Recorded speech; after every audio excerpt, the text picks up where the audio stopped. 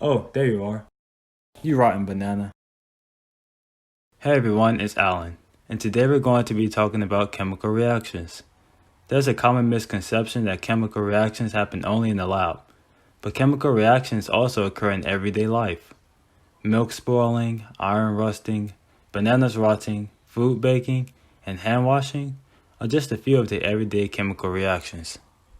Some chemical reactions are easily observable, while others aren't so easy to notice. Easily observable reactions include a color change, formation of a precipitate, production of bubbles, change in odor, and temperature change, if you have a thermometer. Reactions that are a bit more difficult to observe are changes in pH, the formation of water, and temperature change if you don't have a thermometer. Today I'm going to walk you through a chemical reaction demonstration so you can see an actual chemical reaction.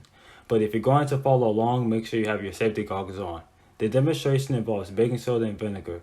Baking soda's chemical name is sodium bicarbonate, and its chemical formula is NaHCO3. Vinegar is a mixture of acetic acid and water, and its chemical formula is C2H4O2. In this demonstration, baking soda and vinegar are the reactants, which means they are the compounds that cause the reaction to occur. This would be an acid-base reaction because vinegar is an acid and baking soda is a base. In the demonstration, I will show you what happens when the acid and base are mixed.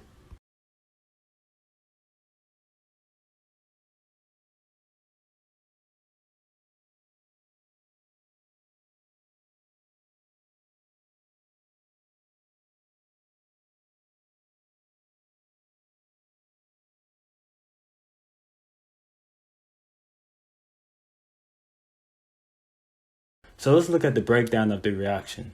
When the baking soda was mixed with the vinegar, bubbles were formed and there was a hissing sound. Through these observations, we can safely say that the gas was formed. More specifically, carbon dioxide, also known as CO2. When vinegar and baking soda are mixed, the hydrogen ions in vinegar react with the bicarbonate ions in the baking soda to form carbonic acid. But carbonic acid is unstable, so it decomposes into water and carbon dioxide. The bubbles that we see at the end of the reaction are carbon dioxide, but water and sodium acetate are also formed. In conclusion, this is a double replacement reaction.